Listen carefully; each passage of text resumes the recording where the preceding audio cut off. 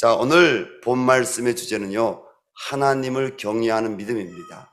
이 본 말씀의 주인공이 누굽니까? 사실 이 성경의 전체 주인공은요, 바로 하나님이십니다. 예수 그리스도입니다. 그러나 성경마다 하나님이 주요한 인물들을 무대에 올려놓으셨는데, 오늘 무대에 올려놓은 주요한 인물은 요셉이라는 사람입니다. 이 요셉이란 사람이 지금 배경이 어디입니까? 바로 애굽입니다. 애굽. 이 애굽에서 요셉은 오늘 억울한 일을 당했습니다. 자기 주인에게 충성을 했는데, 그죠? 바로의 친위대장 보디발의 집안에서 충성을 했는데, 그냥 그 보디발의 아내가 자기 요구를 들어주지 않았다고 모함을 했습니다. 그래서 그 모함한 결과 어떻게 됩니까? 이 친위대장 보디발은 왕궁 안에서 경비를 서는 사령관이니까 왕궁 안에 있는 죄수들을 가둬놓는, 정치범들을 가둬놓는 그런 감옥에 보디발이 요셉을 잡아넣었습니다. 요셉이 얼마나 참 힘들고 억울하겠습니까? 근데 오늘 성경은요, 19절부터 23절이지만 뭐예요? 감옥에 들어가는데도 하나님이 그와 함께 하셨다는 거예요. 그 구절이 몇 번이나 반복에 나옵니까? 21절에 한번 하나님이 그와 함께 하셨다. 그리고 23절에 하나님이 그와 함께 하심으로 그가 형통하였더라. 여러분, 감옥이냐 감옥 밖이냐, 예수님 믿는 사람들, 하나님을 경외하는 믿음을 가진 사람들에게는 그것이 그렇게 중요한 것 같지 않습니다. 왜? 하나님이 함께 하시니까. 여러분, 그리스도 예수 안에는 다 이유가 있는 줄로 믿습니다. 세상은 아이고 내 팔자야, 아이고 내 재수야, 내 운명이야 이렇게 하는데, 그리스도 안에서는 여러분 주님께서 팔자도 없고 운명도 없고 그리스도 안에서는 재수도 없는 줄로 믿습니다. 여러분, 우리 예수 믿는 집사님들인데 아이고 걔 팔자 그렇지 뭐, 이거 아직 뭐야, 이 안에 예수가 없는 거예요. 성경 말씀이 없는 거예요. 성경이 뭐라고 했어요? 하나님이 가난한 자를, 빈표한 자를 거름돌에서 두사 귀족들과 방백들과 함께 앉히시는 분이라고 해요. 여러분, 우리 인생의 주관자가 누구라고요? 하나님이라는 거예요.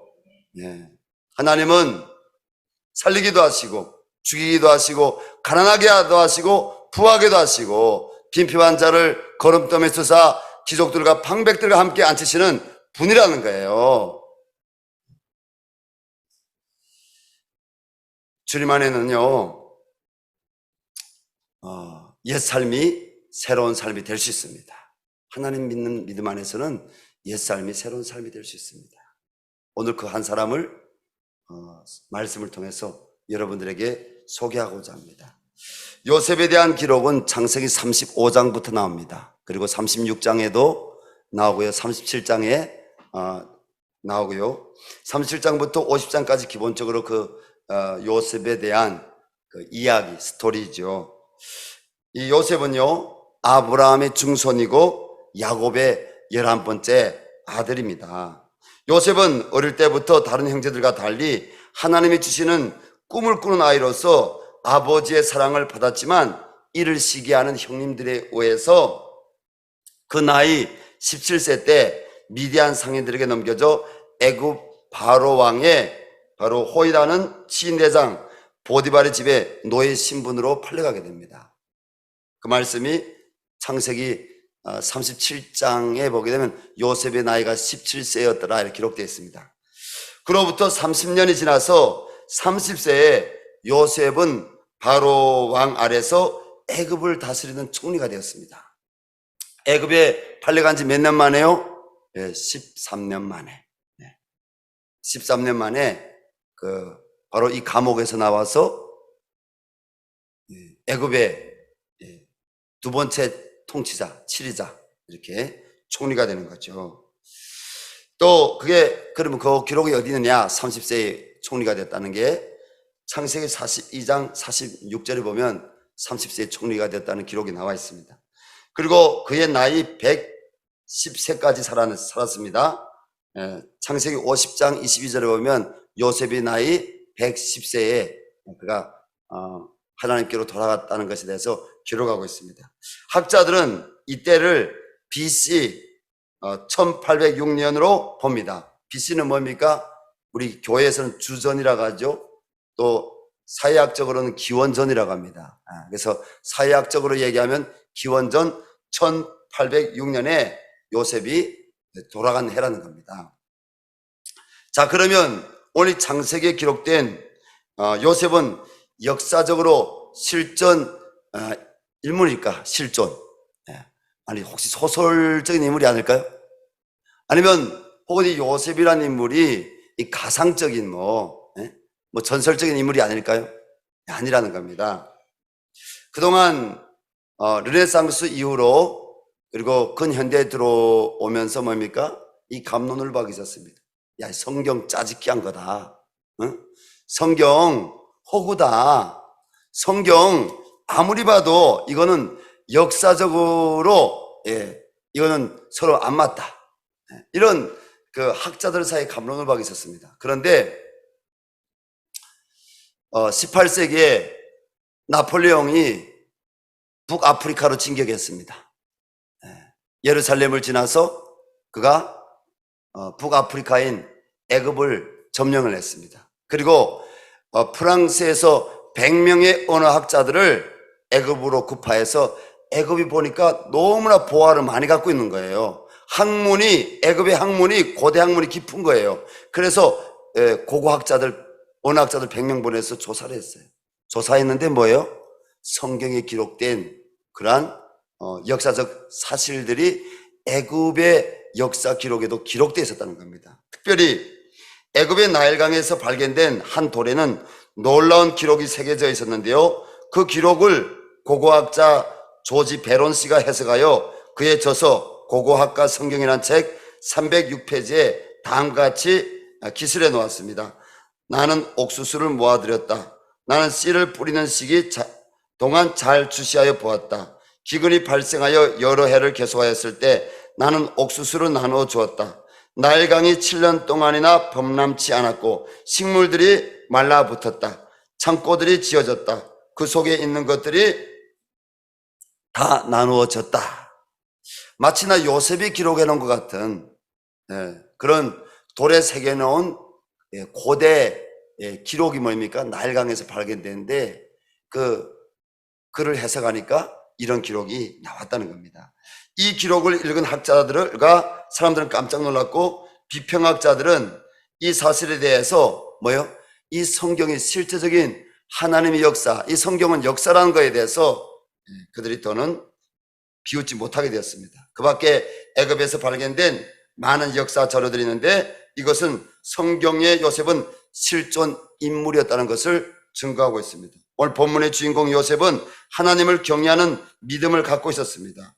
여러분, 요셉이 가진 하나님을 경외하는 믿음은 구체적으로 어떤 믿음이었을까요? 한 세 가지로 나누려고 합니다. 첫 번째는 하나님이 나와 함께 하신다는 믿음이었습니다.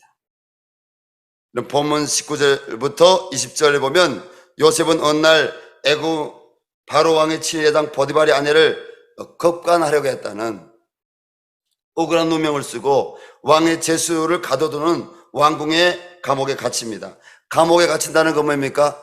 인생의 낙심과 절망입니다.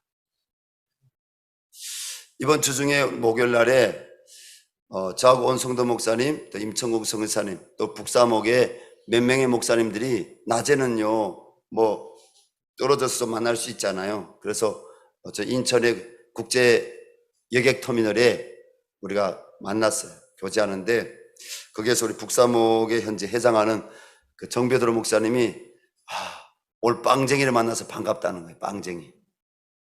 무슨 먹는 빵 얘기하는 게 아니라 우리 온성도 목사님이 중국에 2년 6개월 빵쟁이로 같이 있었잖아요. 우리 북한 선교하다가. 본인도 지금으로부터 십몇 년 전에 중국에서 북한 선교하다가 중국 공안에 체포돼서 빵쟁이라는 게 빵쟁이. 그래서 빵쟁이들 서로 만나서 반갑다는 거예요. 나도 그랬죠. 아이고 나는 3번 갔다 왔다고 이렇게. 나도 빵쟁이라고 이렇게. 그러니까 아이고 우리 빵쟁이 모임 만들어야 되겠다고. 그런 좀 재밌는 우리가 나눔을 했는데 오늘 뭡니까? 요셉이 빵쟁이인 거죠. 빵쟁이. 감옥 갔잖아요. 여러분 감옥에 갇혀 보신 분들이 아마 우리 성도님들 가운데도 있을 겁니다. 북쪽이든지 중국이든지 어디서든지 뭡니까? 자유가 없는 거죠. 그리고 여러분 몸은 혹시 손에서 발에서 풀려있다 할지라도 오간에 있을 동안 사방은 나를 가두고 있는 모든 것이 제한이 되는 그리고 질서에 따라야 되는 그런 곳이 바로 감옥입니다. 절망이잖아요. 희망이 없잖아요. 그러나 요셉은 뭡니까? 그 감옥 안에도 하나님이 함께 하심을 믿음으로 그러니까 낙심과 절망할 수밖에 없는 감옥에서 누구를 바라봤다? 하나님 말씀을 기억하고 하나님 주신 꿈을 붙잡고 그는 감옥 안에도 하나님 함께 하심을 믿고 그가 하나님이 나와 함께 하신다는 믿음을 갖고 그가 살아갔다는 것입니다. 본문의 배경인 창세기 39장 2절에 보면 여호와께서 요셉과 함께 하심으로 그가 형통한 자가 되어 그의 주인 애굽 사람의 집에 있으니 라고 기록이 되어 있습니다. 3절에도 그의 주인이 여호와께서 그와 함께 하심을 보며 또 여호와께서 그의 범사에 형통케 하심을 보았더라고 했습니다. 여기서 중요한 단어가 뭡니까? 하나님이 그와 함께 하셨다는 거예요. 하나님이 요셉과 함께 하셨다는 거예요. 근데 이 기록이 보디발의 집에서 요셉이 종으로 있을 때만 그 기록이 있는 것이 아니라 오늘 21절 말씀 보니까 여호와께서 요셉과 함께 하심으로 뭐야? 감옥 안에서도 하나님이 함께 하셨다는 거예요. 여러분 우리 성도님들과 우리 주님이 함께 하심을 믿습니다. 그리스도 예수 안에서 부르심 받은 사람들은 성령의 여러분 임재 가운데 성령의 은혜 가운데 하나님이 함께 하신 줄로 믿습니다. 요셉은 어떤 고난과 시련 속에서도 하나님은 나와 함께 하신다는 믿음을 가졌다는 것을 우리는 이러한 기록을 통해서 확실하게 알 수 있습니다. 성도들이 요셉과 같이 하나님이 나와 함께 하신다는 믿음을 가지면 인생 사는 동안 못 이길 인생 시험이 없고 못 견딜 인생 고난이 없습니다. 현재 고난과 시험 중에 있는 성도님 있습니까? 예, 있을 겁니다. 저는 새벽 재단이나 혹은 집에서도 어때는 말씀 준비를 이렇게 하다가도 책을 읽다가도 때는 제가 운전 중에 가다가도 새벽에도 벌떡 일어나가지고 자다가 4시 그 한 사람을 생각하면 갑자기 주여 이렇게 하나님 나를 불쌍히 여기셨던 것처럼 그도 불쌍히 여기시고 이 어려움 가운데서 벗어나게 도와주십시오. 그 고통의 질병에서 벗어나게 해주십시오. 하나님께 그렇게 간구할 때가 많습니다. 아마 이 마음에 주님이 계신 우리 성도님들도 그럴 겁니다. 여러분 내 자녀가 아프면 여러분 안 아픈 엄마가 누구 있어요? 내 자녀가 긴 병으로 고통스러우면 이렇게 마음이 고통스럽지 않은 여러분 아빠가 누구 있어요? 다 아파하는 거예요. 아파하는 거예요. 근데 중요한 건 뭡니까? 하나님이 함께 하신다는 거예요. 하나님 함께 하신다. 요한복음 14장 27절에서 이렇게 말씀하십니다. 평안을 너에게 끼치노니 곧 나의 평안을 너에게 주노라. 내가 너에게 주는 것은 세상에 주는 것과 같지 아니하니라. 너희는 마음에 근심하지도 말고 두려워하지 말아라. 마음에 근심하지도 말고 두려워하지 말고 나를 믿으니 하나님을 믿어라. 예수님 말씀했어요. 내가 주는 평안은 세상에 주는 것 같지 않다. 그렇습니다. 성도가 시험과 고난 중에서 두려워하지 말아야 할 것은 하나님은 성도에게 감당치 못할 시험을 주시지 않는다는 것입니다. 하나님은 하나님이 나와 함께 하신다는 신앙 가진 성도에게 반드시 그 시험을 이길 수 있도록 반드시 피할 길을 주시는 살아계신 하나님이신 줄로 믿습니다. 두 번째로 하나님을 경외하는 요셉의 믿음은요, 하나님의 사랑으로 용서하는 믿음입니다. 여러분 용서 받는 게 좋습니까? 용서하는 게 좋습니까? 좀 질문이 그래요? 네, 용서받는 건 너무 좋죠. 우리 성경에 보면 여러분 1만 달란트 빚진 자가 탕감받잖아요. 용서받잖아요. 안 갚아도 되잖아요. 그죠? 얼마나 막 기뻐요. 그 동간이. 그죠? 근데 길을 가다가 뭐예요? 자기한테 500데나리온 빚진 사람. 한 데나리온은 예수님 당시에 노동자 하루 일한 삭이라고 했어요. 한 데나리온. 500데나리온 빚진 사람. 요즘으로도 500데나리온이면 많은 돈이죠. 1년 여러분, 우리 여기 앉아있는 집사님들, 남편들이 나가 벌면 최소 뭡니까? 우리 여집사님들은 최소 아마 150만 원 정도는 벌 거고, 남편분들은 200만 원, 300만 원 정도는 벌 거예요. 그 여러분 1년에 500데나리온인데 생각해 보세요. 큰 돈이에요? 작은 돈이에요? 큰 돈이죠. 그래도. 근데 1만 달란트 그 탕감받은 사람이 어떻게 합니까? 자기에게 500데나리온 빚진 사람 불러다 세워놓고, 야, 너 갚을래? 말래? 죽을래? 살래?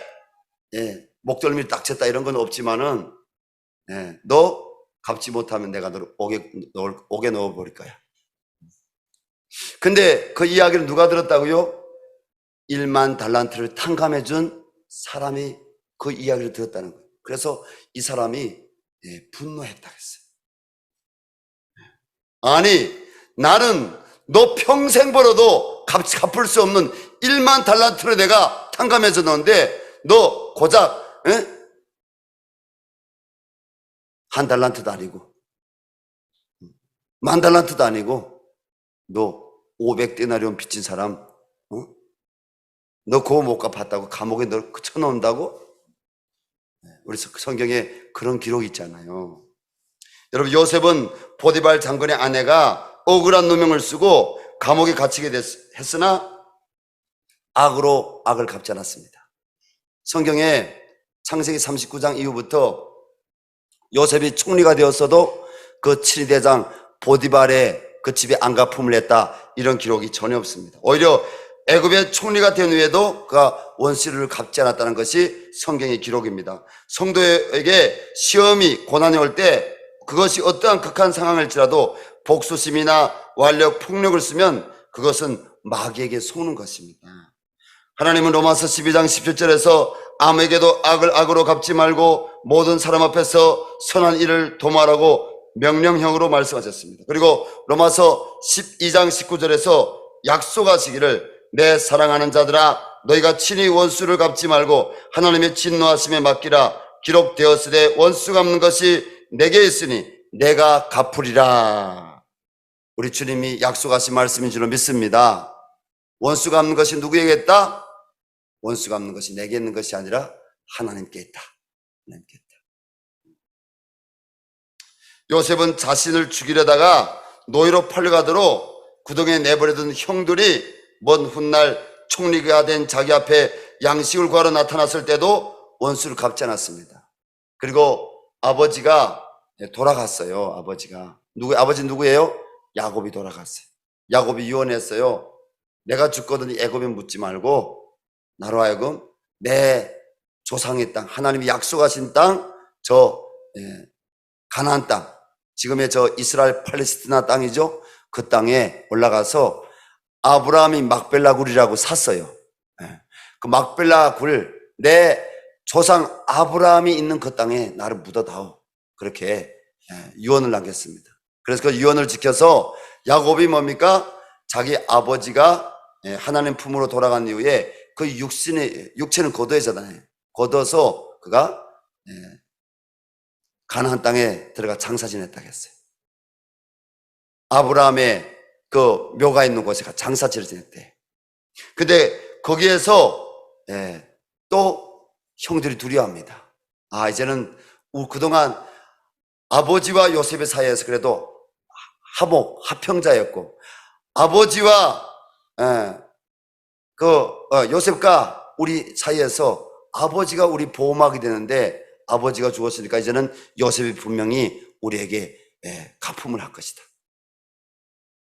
근데 요셉이 그 이야기를 들었습니다. 그래서 창세기 50장 19절부터 21절에 보면 요셉이 이렇게 형제들에게 말을 합니다. 두려워하지 마소서, 내가 하나님을 대신하리까.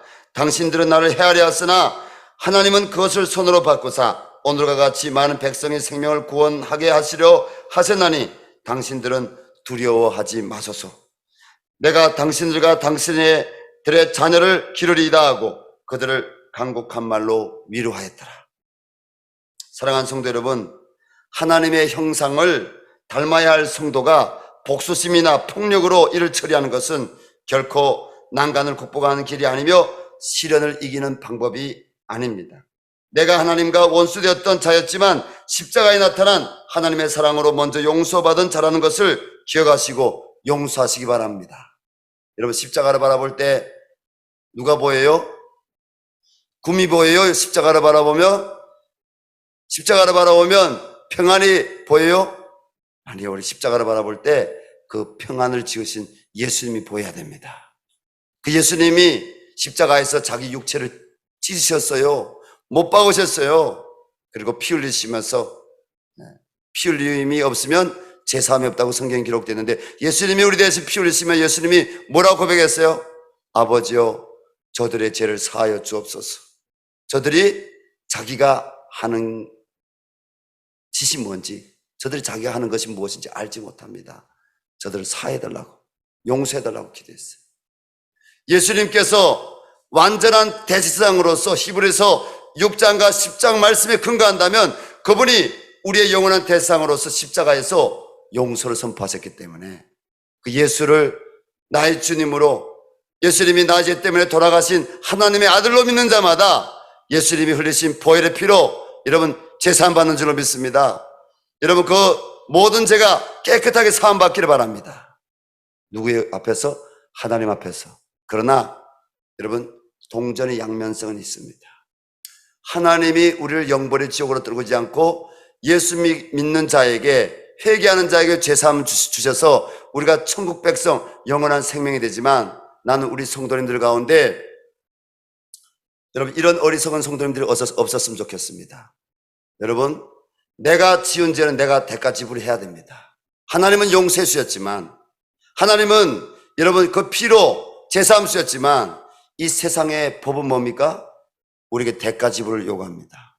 여러분, 내가 운전하다가 여러분 오토바이가 부딪혀가지고 내가 차 사고를 냈어요. 내가. 그러면 내가 예배당에 와서 하나님, 제가 차 사고 냈습니다. 저를 용서해 주십시오. 하나님 은혜 주십시오. 하나님께 진심으로 자기가 잘못한 것을 여러분 고백할 때 하나님 그 마음에 평안을 줄지라도, 여러분 내가 교통사고 내서 잘못한 것은 어떻게 해야 됩니까? 세상 법정 앞에 값을 치러야 되는 겁니다.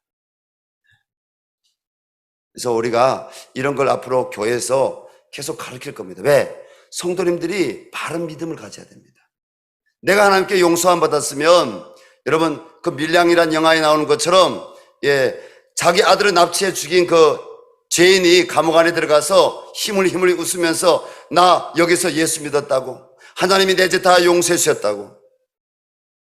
여러분, 그 밀량의 주인공으로 나오는 그 전도연이 교회 가서 뭡니까? 예수 믿고, 그리고 복음 받아들이고, 그리고 사실은 그 감옥에 용서를 선포하러 갔거든요. 갔는데 전도연이 그 자기 아들, 그 배우 이름이 전도연이고요. 그 배우, 거기 밀양의 주인공이 자기 아들 납치한 그 사람 만나기 전에 용서하는 마음 갖고 갔지만 뭐예요?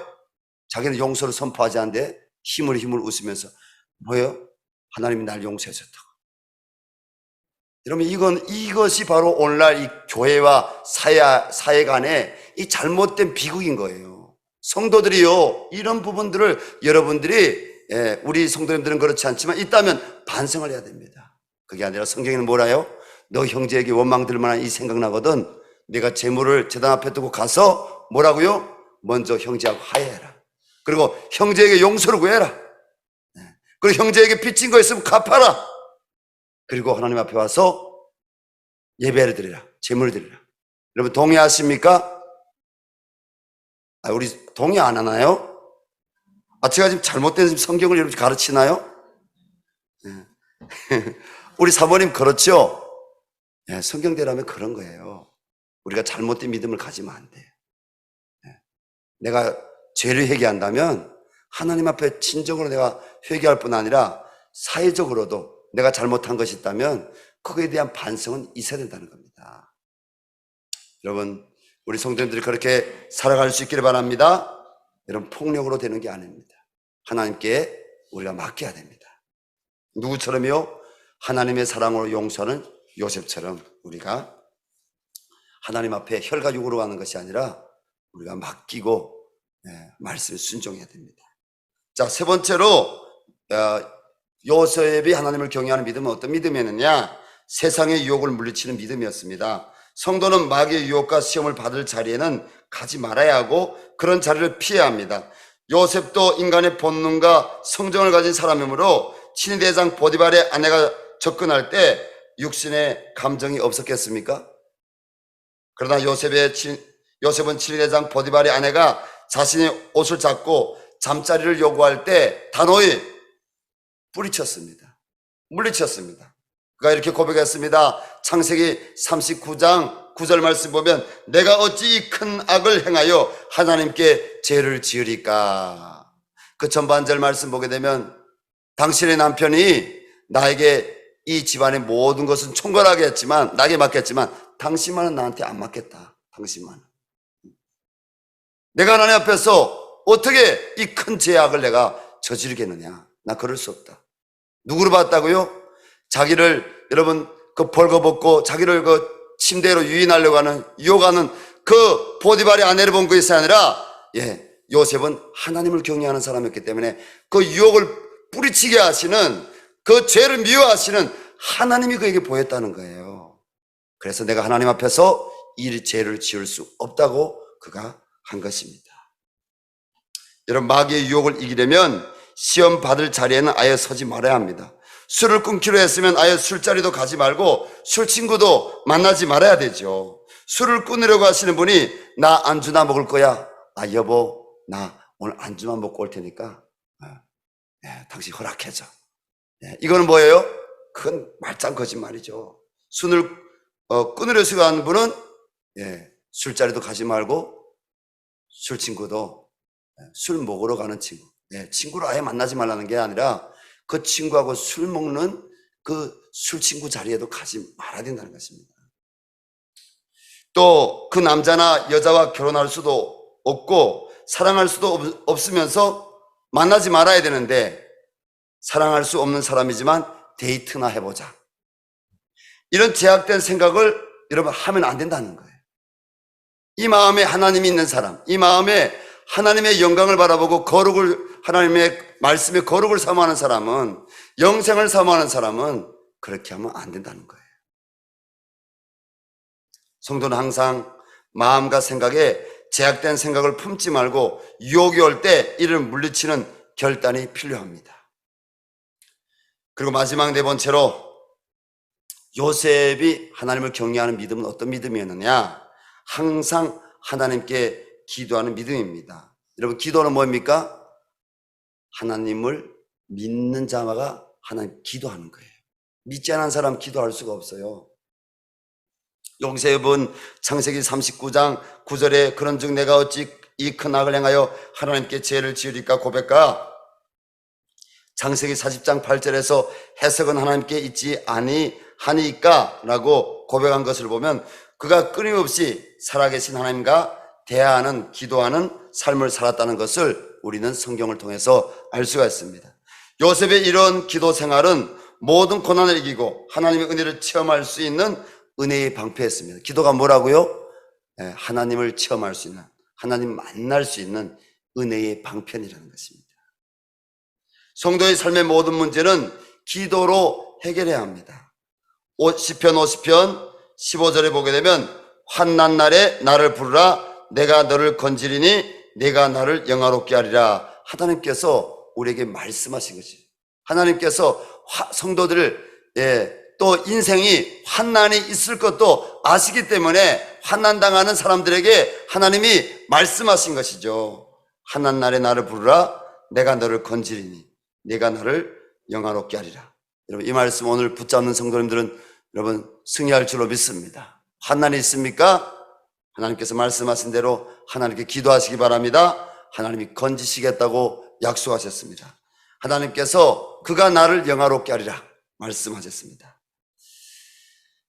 그렇습니다. 세상의 시험 하나 이기는 방법은 기도밖에 없습니다. 하나님께 부르짖을 때 하나님은 만나주십니다. 우리에게 상황과 지금 환경에 나를 이렇게 어싸고 있는, 나를 누르고 있는 이런 문제들이 분명히 있어요. 근데 예수 믿는 사람은 이 문제보다 뭘 바라보라고요? 그 위에서 이 모든 문제를 알고 계시는, 이 문제의 모든 매듭과 푸는 것까지 아시는 하나님을 바라보라는 것입니다. 할렐루야. 네. 그래서 기도하라는 것입니다. 성도들은 더불어서 우리 영혼을 비추는 말씀 앞에 서서 예수님의 십자가 보혈의 공로를 믿고 회개하는 기도를 해야 하겠습니다.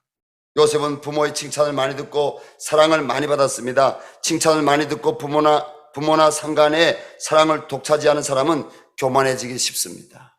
여러분, 우리 옛 객언에 우리 부모님 세대들, 우리 로 부모님 세대들 뭐라고 얘기했어요? 야, 하나 낳지 말고 둘 낳아. 하나 낳으면 버려. 버리란 말이 아니라 하나 낳게 되면 애가 세상적으로 건강하지 못하다는 거예요. 성장하면서. 왜? 아빠 엄마가 하나만 올리 쓸고 내리 쓸고 뽀뽀하고 그 하나만 잘 하려고 하는데 그 하나만 잘 키우면 그 아이가 사회 나가서 잘 되면 좋은데 아니라는 거예요. 형제들이 여러 명이 되어야 서로 부딪히기도 하고 사회성이 생긴다는 거예요. 부딪히기도 하고요. 감정도요. 교차되고요. 사회성이 생긴다는 거예요. 그런 아이가 또 사회 나가서 건강하게 산다는 거예요. 그런데 여러분 딸 하나만 낳아 키우고 여러분 아들 하나만 낳아 키우고 이 하나 잘 키우면 되지. 거기다 온갖 애지중지 여러분 정성 다 넣었는데 나중에 보면 그 아이가 정서적으로 건강하지 못하는 거예요. 사회성이 없는 거예요. 사회성이 없는 거예요. 그래서 우리 성도님들은 다 여러 명이 나왔지만 축복합니다. 여러분 생육하고 번성하시기 바랍니다. 그리고 하나님께서 여러분들에게 자녀들을 잘 키울 수 있는 넉넉한 방법을 주시기 바랍니다. 아니 목사님은 그러면 그 자식들 낳아서 어떻게 다 키우려고 그래요? 사실 저는 우리 자식들 30만 원, 50만 원, 70만 원씩 들여서 학원 안 보내요. 어려울 때는 못 보내기도 했지만 있어도 안 보내요. 왜? 잘 안 키우고 싶어서 그런 게 아니라 그 아이가 건강하게 자라기 위해서 아무리 좋은 대학 나와도요, 하버드 나오고 옥스퍼드 나와도요, 정서적으로 건강하지 못하면 건강하지 못하는 거예요. 물론 우리 주와 피아노 학원 한 달에 10만 원짜리 가요. 그리고 어디 센터에 가서 공부도 하기도 하고. 저는 공부하지 말라 이것이 아니라 여러분들이 아이들을 잘 키우기 위해서 나중에 아마 우리 교회에 또 어머니들이 어떻게 자녀를 잘 키울 것인지 그런 어머니들끼리 모여서 그런 고민을 하는 그 프로그램이 있습니다. 그런 것도 여러분들이 스스로 자녀들을 위해서 기도하고 자녀들을 위해서 말씀을 어떻게 키울 것인지 그런 교회에서 프로그램도 만들 겁니다. 왜냐하면 우리 교회는 다음 세대를 잘 세우기 위해서 기도하는 교회니까요. 요셉이 뭐예요? 그 칭찬만 받고 자라니까 교만해졌죠. 창세기 31장 2절에 보게 되면 아들들과 더불어 함께 있었더니 그가 그들의 잘못을 아버지에게 말하더라. 요셉은 조금은 잘난 체하고 고자질도 하는 교만이 있었던 것을 볼 수 있습니다. 그러나 요셉은 앞에서 말씀드린 고난과 시련을 통하여 자기의 죄와 교만을 보면서 회개했습니다. 뭐요? 환난을 통해서 자기가 얼마나 교만했는지 회개하게 되었다는 것입니다. 하나님은 깨어지지 않은 사람은 귀한 것으로 쓰시지 않습니다. 다윗의 시편 119편 67절에서 고난 당하기 전에는 내가 그릇 행하였더니 이제는 주의 말씀을 지키나이다 고 했고, 71절에는 고난 당한 것이 내게 유익이라 이로 말미암아 내가 주의 율례와 규례를 배우게 되었나이다고 고백하였습니다. 사랑하는 성도 여러분, 환난과 시험을 당할 때 내가 하나님 앞에서 교만하지 않았나? 내 안에 하나님을 사랑하는 마음보다 여전히 세상을 사랑하는 육신의 정욕이 더 크지 않나? 내가 하나님 앞에 온전한 물질을 하나님께 드리고 있나? 그리고 가로채지 않았나? 그리고 빨리 말씀 앞에서 죄를 뉘우치고 회개하여 깨어져 나를 버리고 예수로 살아가는 여러분 기회로 살아가야 될 것입니다. 뭐요? 회개할 수 있는 기회, 하나님께 마음을 돌이킬 수 있는 기회, 하나님의 은혜를 더 땡겨올 수 있는 기회, 그게 회개할 기회라는 겁니다. 회개할 때 하나님은 우리와 함께 하사 고난과 시험을 이기게 하시는 줄로 믿습니다. 결론입니다. 사랑하는 성도 여러분, 오늘 요셉의 생애를 통해서 살펴본 말씀처럼 하나님이 함께 하신다는 믿음을 갖고 나와 원수된 자들을 십자가의 사랑으로 용서하시고 말씀의 능력으로 세상 유혹을 물리치며 기도하는 성도로 승리하시기를 주님의 이름으로 간절히 부탁드립니다. 하나님께서 한 주간 동안도 여러분들 삶 가운데 말씀으로 동행해 주시고 여러분들이 하나님 말씀에 의지해서 요셉처럼 하나님과 함께하는 자로, 그리고 하나님의 사랑으로 용서하는 믿음으로, 그리고 세상 유혹을 물리치는 믿음으로, 그리고 기도하는 믿음으로 여러분들이 주님 앞에 설 때 주님은 여러분들의 편이 되어 주실 것입니다. 우리 함께 기도했으면 좋겠습니다. 한 두 가지 기도할 텐데요. 첫 번째 기도는 하나님 아버지, 요셉과 함께 하신 것처럼 하나님 한 주간 동안도 살아계신 하나님 말씀을 통해서 성령님의 인도하심을 통해서 함께하여 주시옵소서.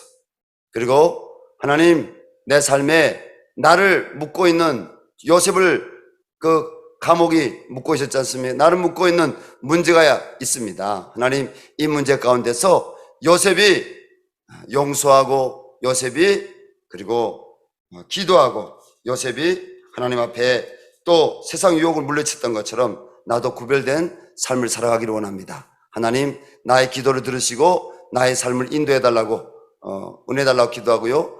또 이 코로나 팬데믹 가운데 어려움 당하고 있는 여러분 이웃들 위해서, 특별히 우리나라 소상공인들 어려움 당하고 있는데 하나님께서 은혜 달라고 지켜달라고, 속히 이 코로나 팬데믹 끝나고 이 나라에 다시 회복이 있게 해달라고 기도했으면 좋겠습니다. 그리고 우리나라에 깊이 더 패이다 못해 이젠 찢어지고 있는 이 남남 갈등, 남북 갈등, 이 가운데서 하나님, 우리 그리스도인들 화목으로 요셉처럼 쓰임받게 해달라고 기도하고, 그리고 아버지요, 이 나라의 아버지 정치인들 가운데 하나님 영적으로 후퇴하려고 하는 아버지, 그런 법안을 발의하려는 정치인들이 있습니다.